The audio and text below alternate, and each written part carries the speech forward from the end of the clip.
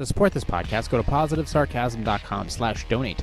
Any amount is appreciated. Once again, positivesarcasm.com/donate. Thank you and enjoy the program.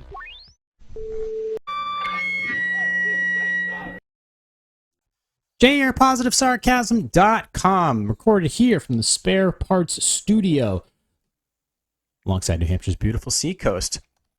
Hit me up on Instagram, +_sarcasm.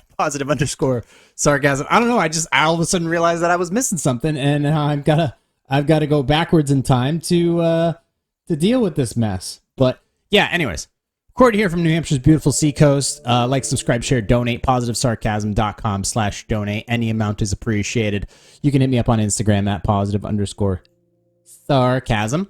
You can also hit me at my website. Go to the contact page of positivesarcasm.com. You can email me all your information there. If you want to email me directly, go to positivesarcasm@outlook.com. Just do subject matter podcast, subject matter posing music, service requests, everything like that. Just go ahead and email me directly. It's fine.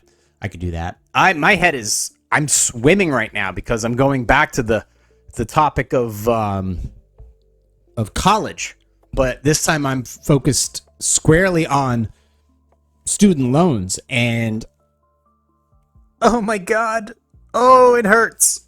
It hurts just looking at it. I first want to read a snapshot from congress.gov that actually poses an interesting question that dives into some further things. I'm going to try to stay on point here, which I never am, so good luck to that. So this is from congress.gov, because the numbers are staggering to the point where it's like, when is there a cliff? When is there a correction? When you look at like what I find fascinating though is, if we're going to compare this to the housing crisis of 2008, that crisis was essentially, the can was kicked down the road, instead of talking about the big banks, we're talking about the big universities, which are, in the same concept, seemingly too big to fail, which means they'll get their bailouts, they'll get their loans, they'll get their bonuses, they'll get their tax breaks, and at the end of the day, the taxpayer or the student will get screwed. From congress.gov, federal student loan debt policy issues. Congress could consider a number of policy issues related to student loan debt in the context of its oversight of the federal student loan programs as part of the reauthorization of the HEA, or a standalone legislation. Loan limits and availability. Under current law, annual and aggregate loan limits for direct subsidized loans and direct unsubsidized loans constrain the amounts that undergraduate and graduate students may borrow. However, graduate students and the parents of undergraduate students, dependent students, may use direct plus loans to borrow up to a student's annual cost of attendance, less other aid received. There is no specific limit on aggregate plus loan borrowing. To what extent should annual and aggregate limits cap the amount of student loan debt incurred by individuals? Should student loans and their families be able to use federal student loans to finance any amounts that they are expected to contribute from their own income or assets towards college expenses, based on federal student aid rules? The loan repayment terms and conditions. Borrowers may choose from among an array of options when structuring loan repayment. A standard 10-year repayment plan requires 120 equal payments of principal and interest over 10 years. Income-driven repayments cap monthly payment amounts at a share of discretionary income, 10 to 15%. That may extend the repayment period up to 20 to 25 years. So it's almost like another mortgage. And forgive any unpaid principal and interest that remains after that period. Under IDR plans, a borrower's required monthly payment can be less than the interest that accrues, which may result in an increasing outstanding loan balance over time. Other repayment plans are also available to borrowers. Borrowers may pay off their existing loans with a new direct consolidation loan. that, depending upon the loan balance, may have a new repayment period of up to 30 years. Should the current mix of repayment plans be altered or streamlined? If so, how should various repayment plan alternatives balance competing aims, such as keeping monthly payments affordable, facilitating the payment of principal and interest, and limiting costs to the government? That's a question. To what extent should repayment plans options account for differences between undergraduate and graduate students, or differences in a borrower's economic circumstances? Loan forgiveness and cancellation. An array of loan forgiveness and cancellation benefits exist. However, rules for determining borrower eligibility may vary considerably. Several of the previous administration policies expanded opportunities for borrowers to achieve forgiveness benefits more quickly. How should the potential advantages of granting debt relief be weighed against concerns about its cost to the government? Okay, when they say cost to the government, they don't mean cost to the government. They say, because the government never flips the bill. They never do. When they say that statement's wrong. It's just wrong. Or that's not a statement. The question's wrong. Here's how it should be. How should the potential advantages of granting debt relief be weighed against concerns about its cost to the taxpayer, the American taxpayer? Because the government if they just write it off, ultimately those costs get passed down to somebody. Me. You. Small businesses, large businesses, they got to pay for it.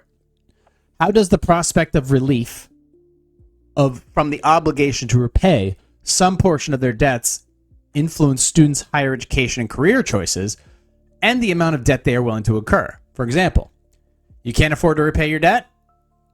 Well, you're going to have to get a higher paying job, maybe outside of your career path that you don't like, or you're just going to go back to school because that will put your payments back into deferment.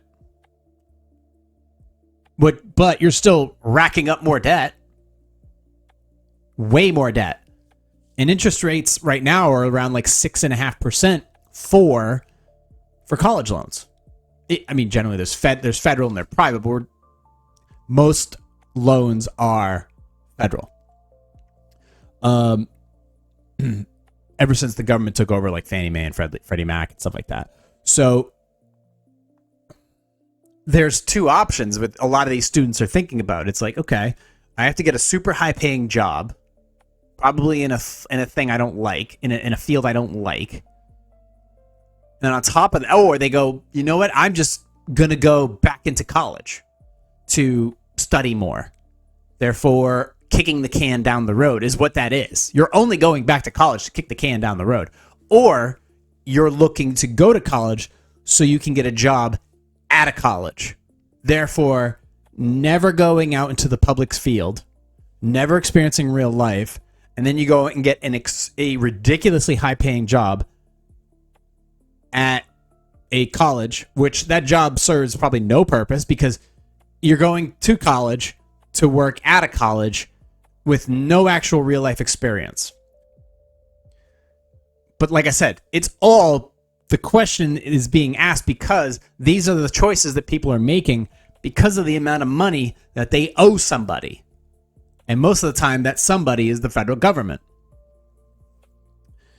Debt and societal well-being. How do the benefits of an education financed with federal student loans and the burden of loan repayment interact and affect borrowers' opportunities, well-being, and choices concerning careers, family formation, home ownership, savings, and wealth accumulation? How should the responsibility for funding or financing the costs of a college education be distributed among the individual, the higher educated sector, and different levels of government? Sustainability of the federal loan portfolio. This is a concern of mine right here. Because just like any other loans, there's a market betting on or against or basically indexing this scenario right here. The federal student loan portfolio continues to grow as new loans are dispersed at a faster rate than loans are repaid, and these loans that are going out are more. And I'm looking at these numbers, and it's just like every time I look at these numbers for federal student loans, the number keeps going up by hundreds of millions of dollars, like every single year. And we're talking about, 2 to 3% over the last 10 years. The average, there was a couple of years where it had dropped by like 1.5%. The other years, on an average, 2 to 3% increase.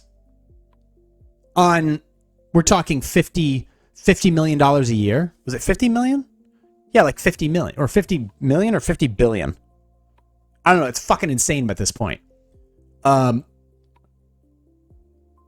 What are the long-term implications of the federal government overseeing and administering a growing and increasingly complex loan portfolio?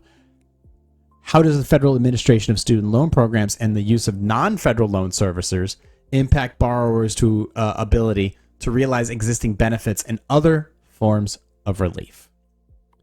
So the sustainability, there was a chart. Where is it? There it is. Look at this chart really quick. I know. More math. Let's zoom in on that. Let me show you that, guys. This guest chair, audio input, display capture. Is that off? There we go. Okay. Let's zoom in on that bitch. Average, okay. It's from starting at 1995 to 1996. How old was I? I was like 12. 12 to 40. So average amount borrowed for undergraduate. Undergraduates stayed relatively the same, but the amount of borrowers in 2012 went up, and then it started to drop back down because I don't know. Let's look at the top number. Okay, so here's the interesting part. For undergraduates, this is the interesting thing. So the number of borrowers has increased only slightly for undergrads. And for standard graduates from 95 to 2020, the numbers have only increased slightly, according to this chart. And for undergrads, amounts borrowed has only slightly increased, just like the numbers. But for standard graduates, it's gone out of control. We're talking, and in 1995-96, average amount borrowed, $10,000. And now that's up to well over $25,000.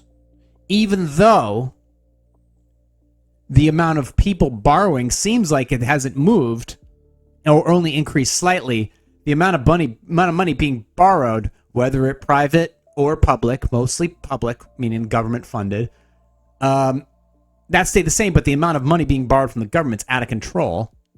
It's, $10,000 to $25,000. So we're talking, what, 250% increase in 30 years? As to be expected with the amount of inflation that's kicked up since you had the dot-com bubble, housing crisis, COVID, and now we're here, where we are at a real fork in the road. But ultimately, I expect... coffee's black.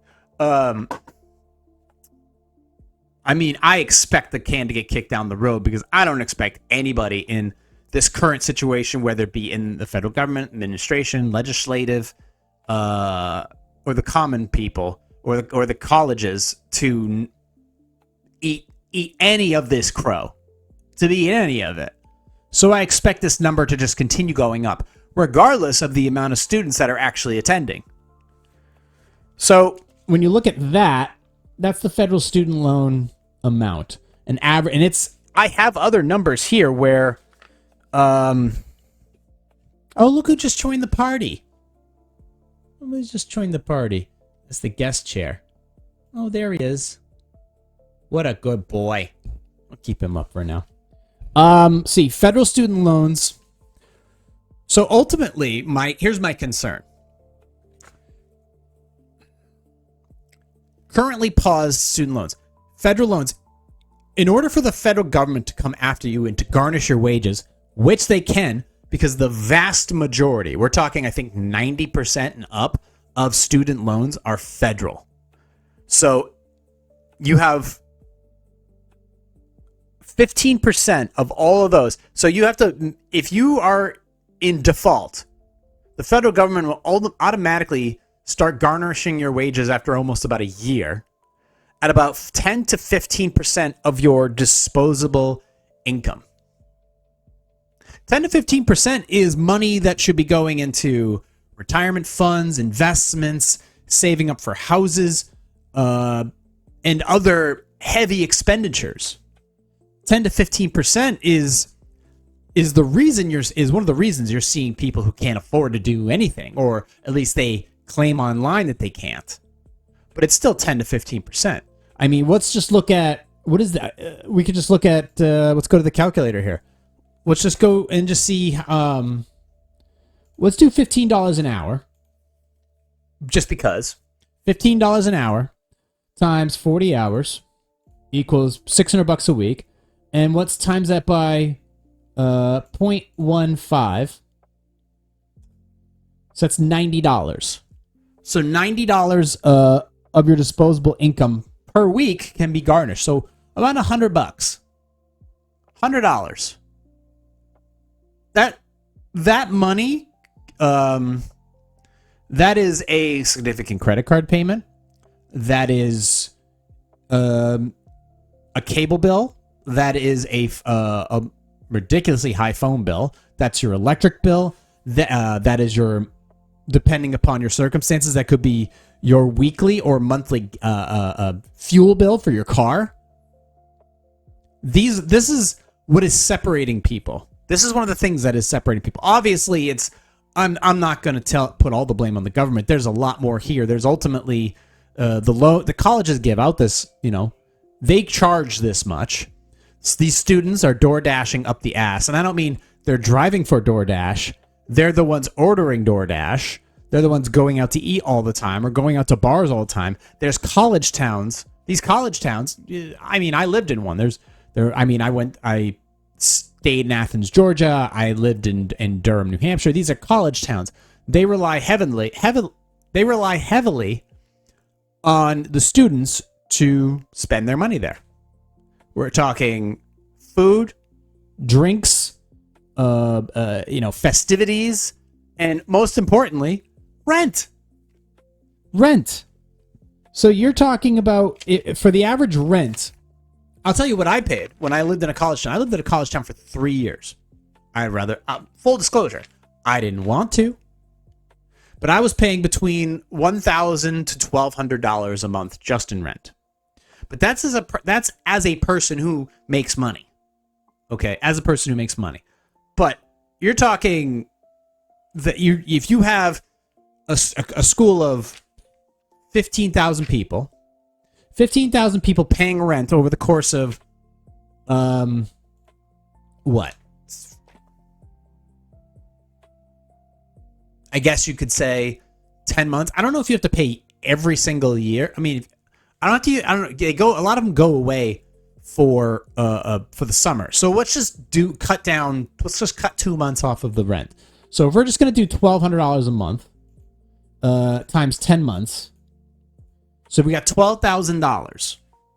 $12,000 of rent. That's one person. Now, generally, you have a roommate. So we're going to do $15,000. We're at $12,000. We're going to divide that by 2. We're going to put $6,000. But we're going to times that by 12,000 students going to a university. So we're going to times that by 12,000 students. A college town, all these, and these aren't just, there's dorm rooms, and then there's, which is a moneymaker, and then there's like student housing, like private, like Torrington properties, all these just, they buy up large properties. They set them up so that students can move in and live there because they can walk to school. So you have that charging between $1,000 and $1,600, and I'm just doing average numbers here, but I'm getting $12,000 times 12. You get boom. So we're at $72 million. Seems like it's not real. But when you think, if you have a school of like for example, let's go to I don't know. Let's do Athens, Georgia. Let's see. Athens, Georgia. Average student. Average students. I don't know. Actually, let me think about that. Georgia Bulldogs. Georgia Bulldogs. Let's see. I think this is average student body amount.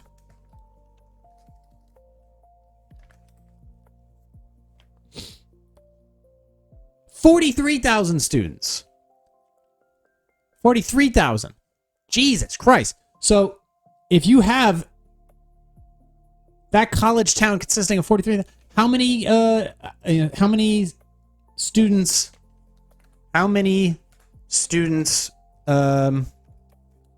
stay in apartments? How many students stay in apartments?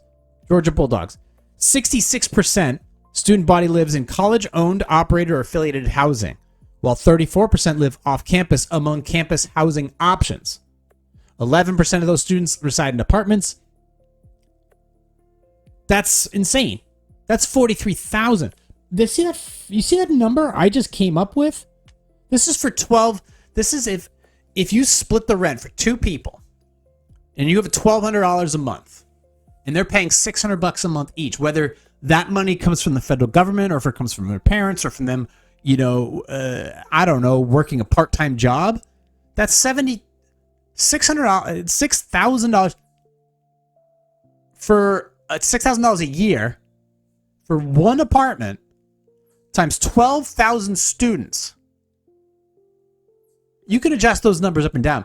We're talking, that's $72 million. $6,000 a year times 12,000 students. $72 million a year. Suck in that number. Breathe in that number. $72 million. So that's some of that is funded by the federal government's loan program. So those towns, they thrive on that. That's insane. That's an insane number just for that size of a town. 15% disposable income includes state, federal tax returns. 40. Okay, so that every time I looked at the number, I was getting it was only going up. So the average student amount is about $40,000. People say it's well over a couple $100,000. I understand that, but we are also talking about the fact that a lot of people go to school and then they don't graduate, or they drop out, or they only take a 2-year agreement, but a lot of them drop out. So that's a good question. It's like, how many students drop out? How many college students drop out per year? How many college students drop out every year? That's a good number. Roughly 33 to 40% of college students in the United States drop out every year, which translates to more than 1 million students annually. Recent data from the 2022 to 2023 cohort indicates a slightly lower rate of 22.3% for the first time. Full-time freshmen at four-year institutes, while the overall undergraduate dropout rate remains closer to 32.9%. There are an estimated 43.3 million college dropouts in the United States. First-year risk. Approximately 30% of students drop out during their first year. Male dropout rate, 20% higher. Financial impact. 38% of dropouts cite financial constraints as the primary reason for leaving. So, but in that first year, you've already racked up what's the average tuition every year? So what's the average tuition that somebody's taking on every single year? Average tuition yearly. We'll just do an overall. $11,000. So out of state, $31,000. Private nonprofits, that's another thing about nonprofits too, averaging $45,000. And a public 2-year in district students average $4,000. When including room, board, and other expenses, the total annual cost of attendance is substantially higher. So if they go to college for like 1 or 2 years and then drop out, 4-year students, approximately $30,000. If you're out of state, which a lot of them are, it's around $49,000. So between $30 and $50 million, all of a sudden you go to school for 1 to 2 years, you drop out due to either not being interested, fucking off, bad grades, can't make the money, blah blah blah, and a lot of that's federal money. So imagine that you go to college for 1 to 2 years. You can't put that in your you can put that in your resume that you went and failed. It's fine. And then you drop out, and now you have $30,000 that you have to repay. Now, let's be real here. My student loans I had 2. One was like $75 a month, and the other one was $195. So we're at like 200. Let's just average it out, around $270 a month. I was paying. That's $34,000. I took on that loan I started paying it back in 2022. No, not 2022. When I was 22, so that's about 2004, 2005. I had to start paying that back. And I didn't actually finish paying for that. Like, I didn't actually finish paying that off until 2021. So 18 years. 18 years. And I did have it reduced, I think in the last few years. And then I paid them off. I didn't defer. I deferred them when I got laid off back in 2008 for 6 months, but I started paying them again with interest. But it took me a lot longer. It's not like, a 10-year plan. There's a 10-year forgiveness plan that some people can qualify for, but you're still paying a small amount. But that was for $34,000. That was for $34,000. I'm going to put JC away. Sorry, buddy. I'm going to take you off the screen for a little bit. No, I'm going to keep that one up. Guest chair. So, $34,000. And I wasn't making any money. For the longest time, I was making between $26,000 and $32,000 a year. And that was in the healthcare industry. So, that's $34,000. That took me, like 16 years to pay off. $34,000. That's nuts. That's absolutely insane for 2 years. And that was just for a certificate. I mean, it's higher now. And I was in college for 2 years. I stayed, room and board and everything. It's much more now. Definitely more now. I'd say add on 25%. Easy. Just from when I was in college. It's got to be more now. And that was for a technical institute. I don't even know what the average tuition is now there. I don't even want to look at this point, because what the fuck's the point? It's out of control. So the average loan amount is around $40,000. And they'll take 15% out if you fail to pay. If it's a private student loan, they have to get a judgment. They have to go to court because it's a business. They're in business to make money. They loan it out. They expect payment back with interest. Once they get that, but if they get that court order, if you get a private loan and you don't pay it back and you default, ultimately, the institution has to go to collection. They have to go to court and get a judgment, which they can get just like anybody else. And if the court grants it, they're coming after you for not 15%, but 20 to 25% of your disposable income. And if your disposable income is your weekly paycheck, yeah, they're going to garnish your wages. And it's going to go against it'll go against your credit.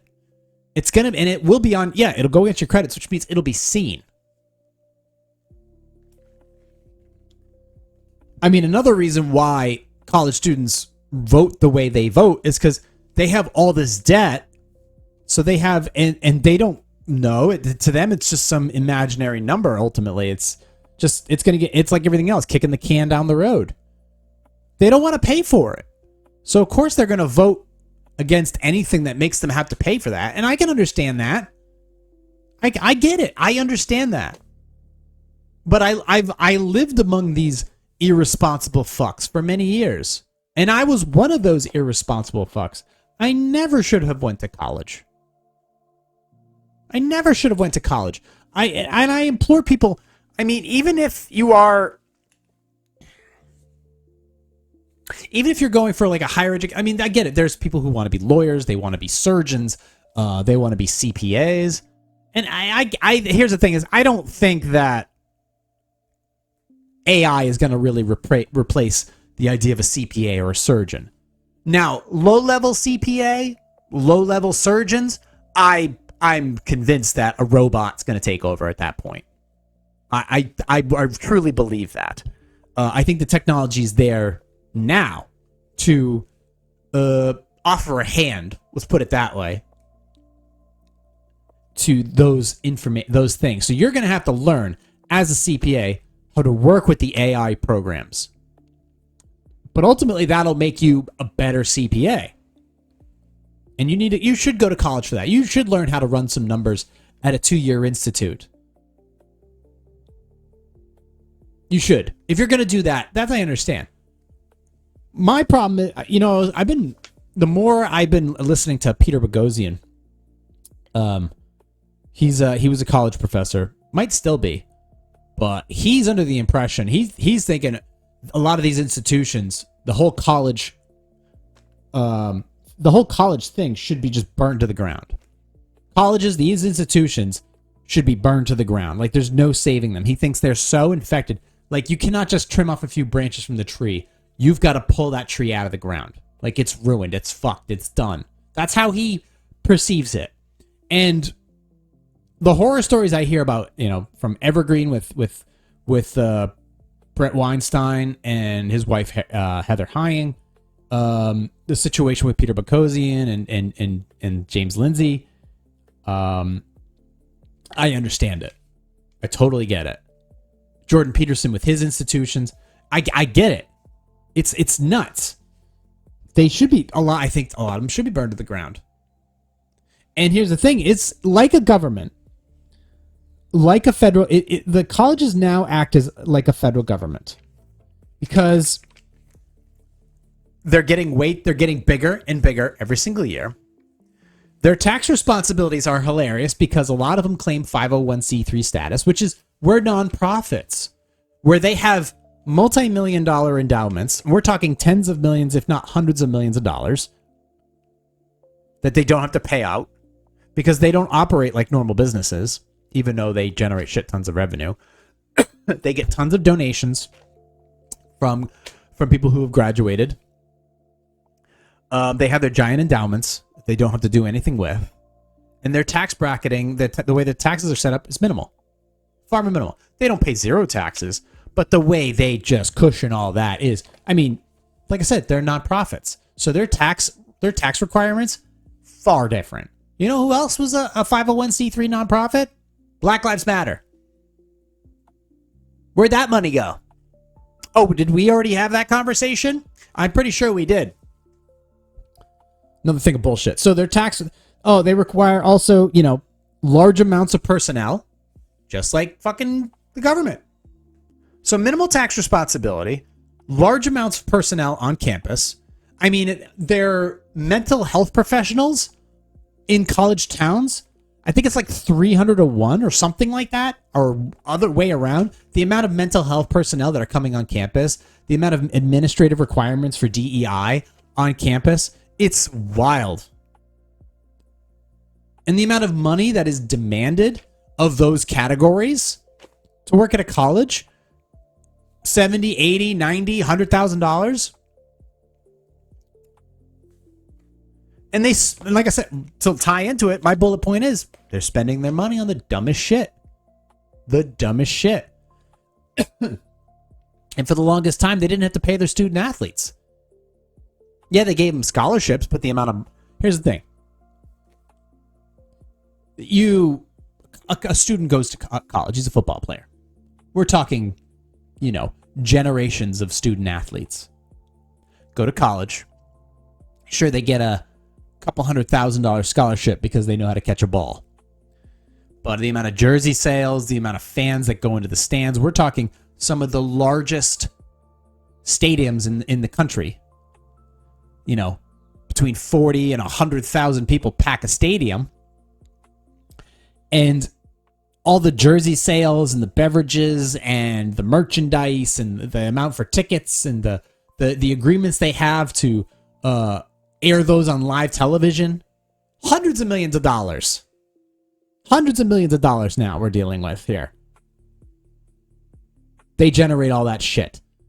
And maybe they have some tax implications on those things like jersey sales, things like that. But they're raking in all that money. Until recently where they've actually had to pay college athletes to some extent or whatever. But that bubble has only gotten bigger. Has only gotten bigger. The amount of money they make off these things. I've already talked about how AI is going to impact colleges and per se, but ultimately you're still going to need CPAs for now, for a long period of time. You're still going to need surgeons. You're still going to need lawyers to some extent. But this bubble is exploding. Let me get back to the actual forbearance or deferment. So to pay a loan off, how much do you have? How much do you have? He's going to pay the loan off. You can negotiate your payments, which can be denied. You can go to court. Good luck. But you're talking about 6.5% interest rate. I went to college, it was around like 3.5. 3.5, which wasn't bad. I'm double the amount that now. Over $1 trillion. 1.7 trillion in student loans right now. There's over $900 billion in repayment, but it's not keeping up with the amount that we're loaning out. So we are the hole in the cup that is holding the water. The water that's coming out is coming out faster than the water that's going in. That's insane. That the government they are giving out more loans than the amount that they're taking in repayment. Because you have 170 of that. So $900 billion in repayment. So $1.7 trillion in student loans. 170 of that is in forbearance. And that number grows every day. Every year. 130 of that is in deferment. And that's going up.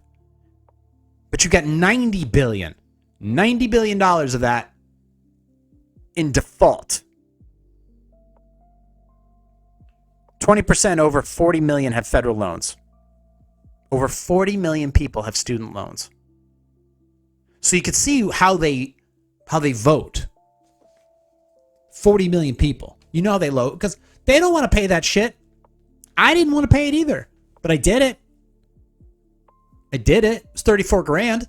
There are people out there with hundreds of thousands of dollars. If you're a doctor or a high-end graduate, you're over 100K in loans at a 6.5% interest rate. That's why you can't buy a house, because you can't save for it. You got to pay off that loan.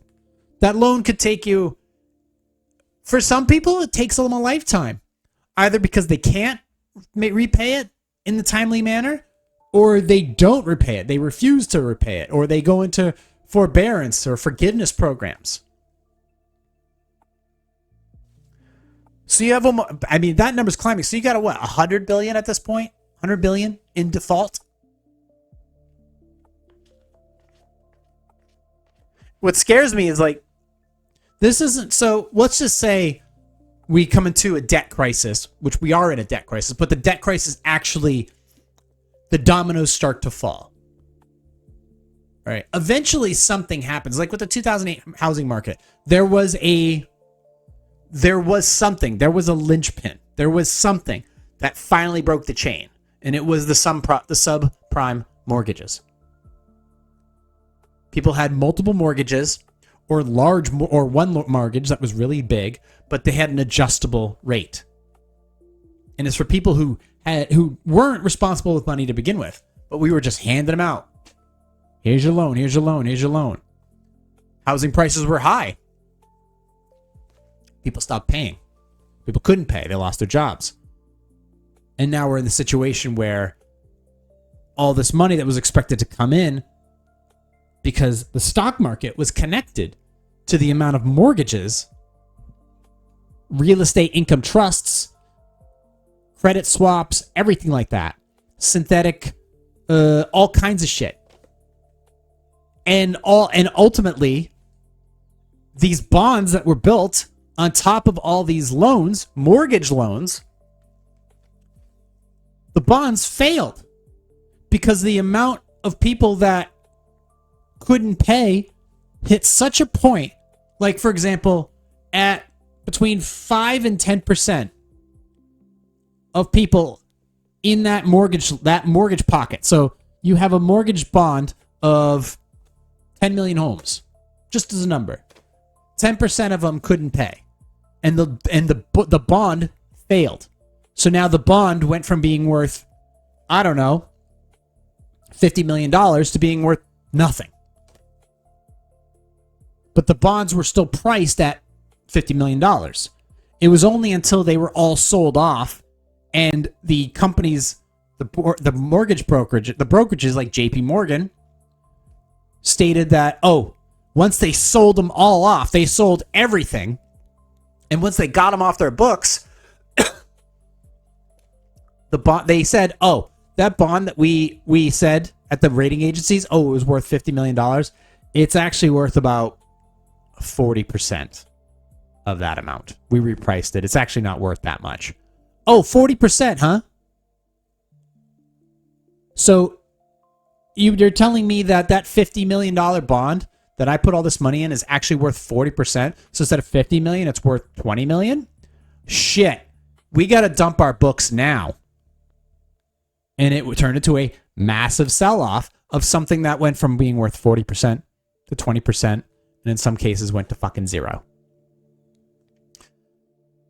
Could the same thing apply to, instead of mortgage, because mortgages, I don't think that's going to be an issue at this time. I don't think that's going to be reoccurring. I don't think that's the bubble. But if you've got, 1.7 trillion? 1.7 trillion in student loans. It says that 900 million of it is in repayment. But you've got 170 in forbearance, 130 in deferment, and 90 billion in default. So that's over 20%. Are there bonds? Are there college loan bonds? Are there loan bonds out there? Which I'm pretty sure there are. That are making interest and giving out dividends on this? I'm sure there are. Because here's the thing. The private market also has a stake in this game. Because there are stocks that track and give out loans for colleges. Now, some of them have been like, hey, you know what? We probably shouldn't give out as many college loans. We should probably steer away from that. Like SoFi is a perfect example. SoFi, FinTech, they had, they were into student loans in the very beginning. Digital lending, financing, things like that, because it was easy to get a loan through them. But they're like, we should probably diversify our portfolio. Probably a good idea.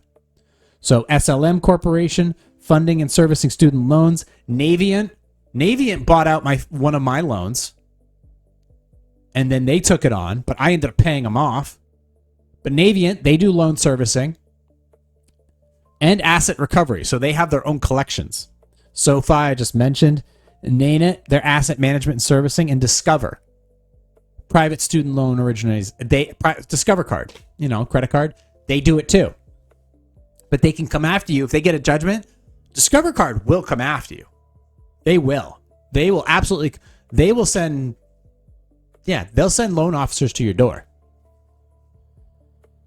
The primary publicly traded stocks directly tied to the student loan industry are SLM Corporation, also known as Sallie Mae, formerly Navient Corporation, SoFi, which specializing in originating, servicing, and refinancing private and federal student loans. Investors can also gain exposure through diversified financial institutions like JP Morgan, Discover, and Ally Financial, which maintains significant student loan portfolios alongside other lending activities.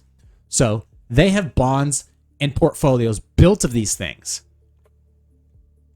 Specialized lenders and services, SLM, Navion, are leading pure play entities in the sector, offering investors direct exposure to education finance, though they face risks from regulatory changes and interest rate fluctuations. SoFi, they diversified beyond student loans origins into personal lending and banking services, potentially mitigating some of the sector-specific volatility, while some still benefit from loan repayment resumption. Nelnet also operates in the space, providing asset management, loan services, and payment processing solutions. ETFs, this is the kicker. ETFs and broader financial exposure for broader ETFs, I'm going to read it. ETFs and broader financial exposure for broader exposure. Let's read it. Okay.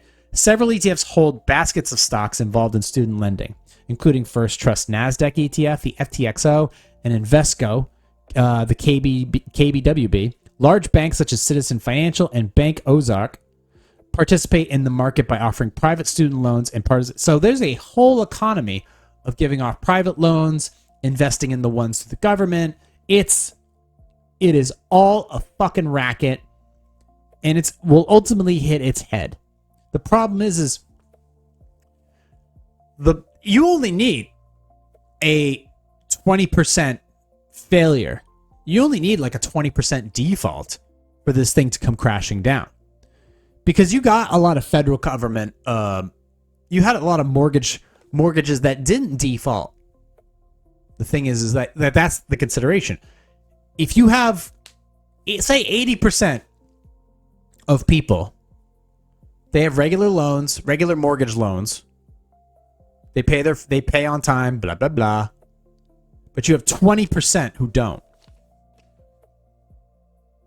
And you have $1 billion.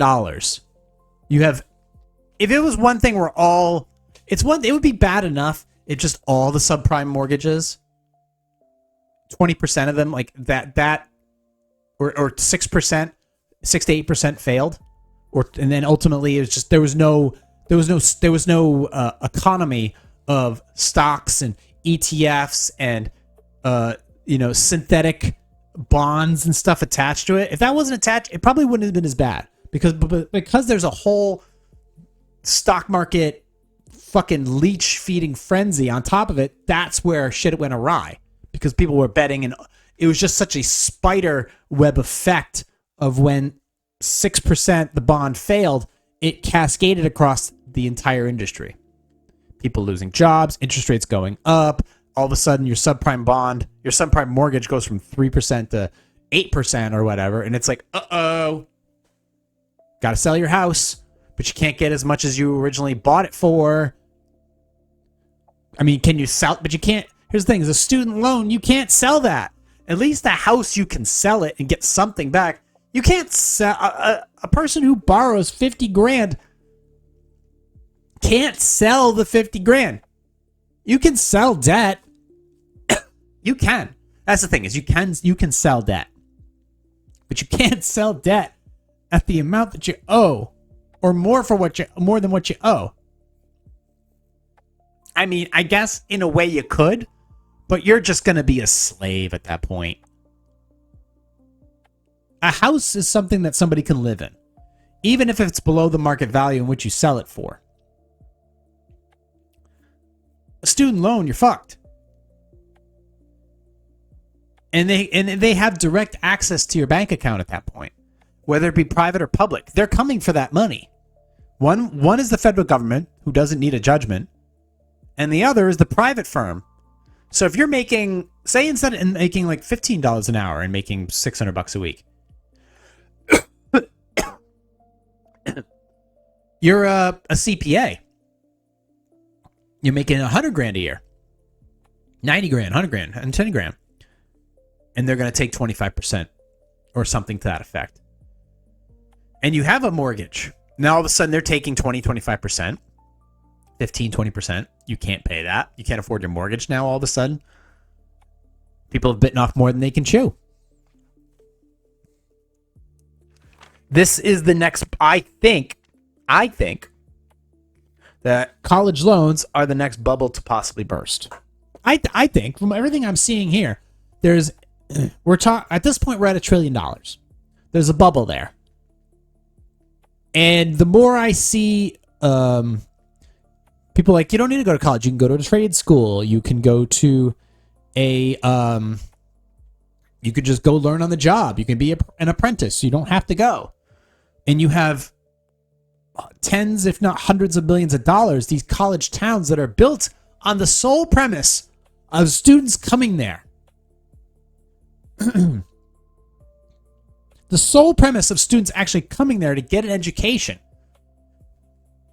They're not eating in those establishments anymore. They're not paying rent for those dorm rooms or student housing or apartments nearby anymore. They're not working the jobs in those part-time jobs in those environments anymore. Do they turn into ghost towns? It wouldn't take long.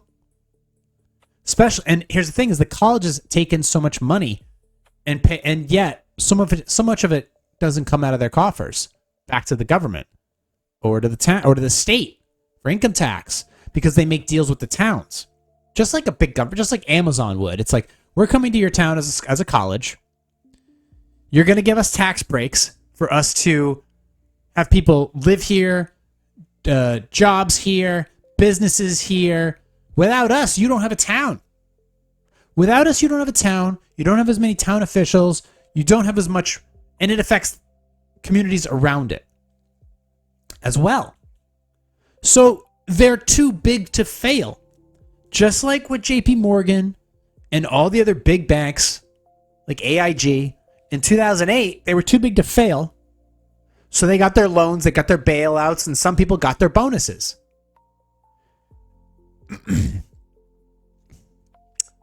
Same premise here. You have $1 trillion at stake.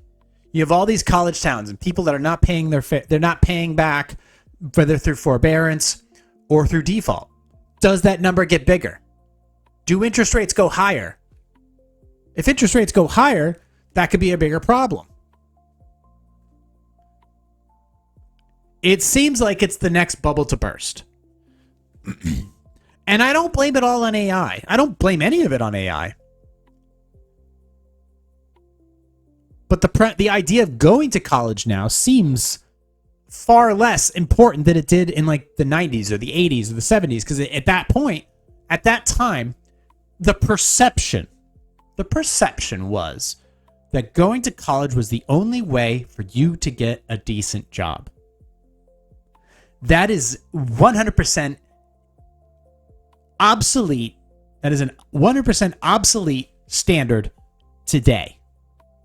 You can learn so much through apprenticeship, on the job, internship, trade schools, much smaller colleges, trade schools, technical institutes. There's so many other ways. Online colleges. There's other ways for you to learn the things that you are going to learn and make a lot of money doing it without having the large amounts of debt. So this can has to get kicked down the road. These colleges have to justify their existence somehow. They have to continue to justify their existence, because if a college goes under, if a large university goes under, the community around it is going to suffer. The community around it is going to suffer. If it's like the same thing with a football stadium. If a football stadium or a baseball stadium leaves a small community, that community either is severely affected or it dissolves. Let me rephrase that. It dissolves in the current state that it's in. So let's just give an example. If the University of New Hampshire dissolved, so ultimately the demand for college is no longer there. So you have all these people, you have all these dorm rooms that are empty. You have all these businesses that are unoccupied, whether it be through patrons or employees. And then you have all of the property management companies They own property, they own apartments all throughout town and surrounding towns. They're all empty. So what do they become? Do smaller businesses move in? Does rent get dropped?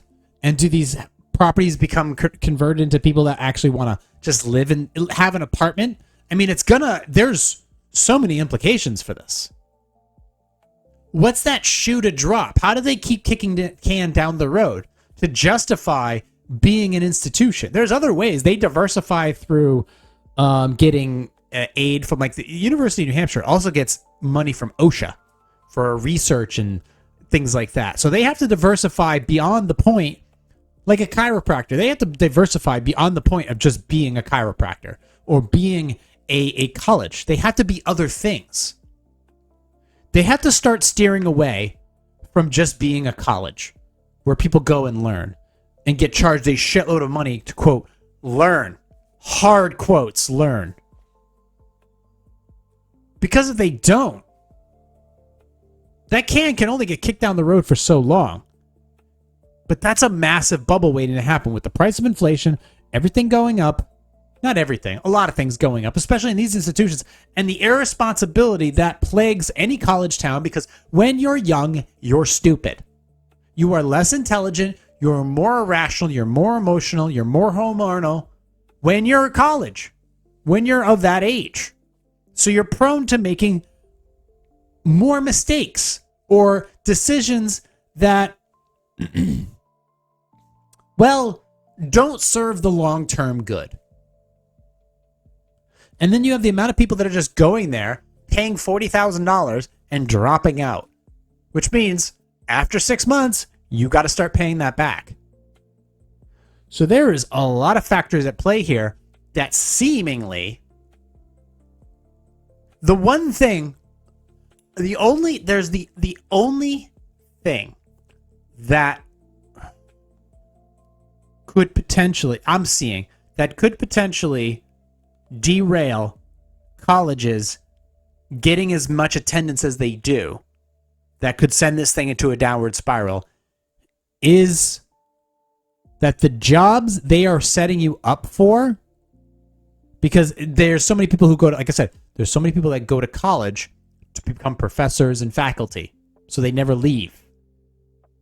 But that self-feeding mechanism is a cancer. It's only going to get bigger for so long until it collapses within itself, or it kills the entity in which it is being fed, the town, But if the college is like, we're going to get you ready for all these jobs, well, those jobs end up either paying less or becoming obsolete and no longer existing. That is where I could see the problem starting. So that's kind of where I want to come to an end here on this episode. That's where my concern lies is, oh, we're going to offer you this. So it's like, I don't want that, and it's no longer required by the world. The world no longer cares about this, that, and the other thing, the things that you majorly specify in.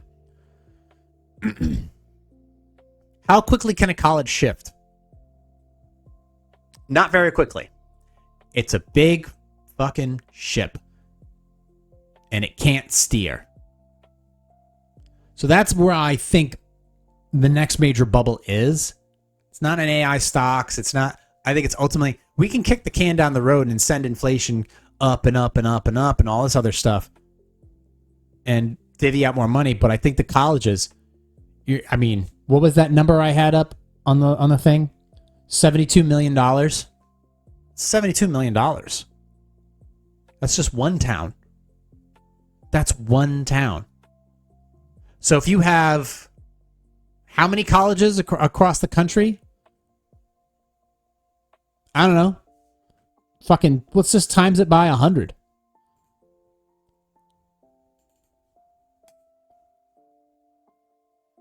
$7.2 billion? $72 million in rent. $72 million in rent times 100 towns with similar rent You're at $7.2 billion, 100 towns. Those are businesses that rely on students paying their rent. And the property managers and the leasing associates and all the contractors that come in and the police that are required, the parking attendants, all of that. One little domino, and it could all come crashing down. You can find me on Instagram at @positive_sarcasm. You can hit me up on my website, positivesarcasm.com. You can contact me there in the contact page. You can also email me directly, positivesarcasm@outlook.com. Go ahead and check out my my last article that I did. Let me pop that up there real quick. Is that it? Or is that it? Yeah, I'm going to go ahead and pop that up there for you real quick. Yeah. It's called Keyboard Hero. It's nothing crazy. It was just something I don't know, something in my mind. Sometimes I like to get introspective. Yeah, so if you want to go ahead and check that one out, Keyboard Hero. It's about 700-800 words long. Easy read. Just enjoying my life right now, and it was kind of an interesting perspective on that. It all done on a 14-year-old computer that has a 6-hour battery. So I enjoy. Once again, I was happy to get a blog out, so that's available at my website at positivesarcasm.com. It's available on all the platforms. You can get it on YouTube, you can get it on Rumble, you can download it and stream it anywhere where podcasts are downloadable, and all that stuff. So there you have it. Let's get one last look at Chasey Wasey. There he is, all passed out. I bet he's hungry. Anyways, Spotify, iHeartRadio, TuneIn, Podcast Addict, YouTube, Rumble, and downloadable and streamable from my website, positivesarcasm.com. But yeah. Thank you for listening, watching, and subscribing. I'll catch up with you all real soon. Recorded here in the Spare Parts Studio alongside New Hampshire's beautiful seacoast. For entertainment purposes only. One final thought. A friend of mine, his dog that I knew very well, that I babysat and Chase got along with. They were like best buds whenever they saw each other. Passed away just recently. I feel his pain. I left him a voicemail. Won't go into it any further than that, but yeah, he's definitely feeling it right now, and just wanted to give an honorable RIP to that four-legged creature who had a rough early life, but his dad gave him the most that he could, and that's all you can ask for. So, my condolences. Yeah, good puppy. So, there you have it. RIP, respect. Just wanted to throw that out there. Anyways, recorded here from New Hampshire's beautiful seacoast for entertainment purposes only. This has been a Positive Sarcasm presentation.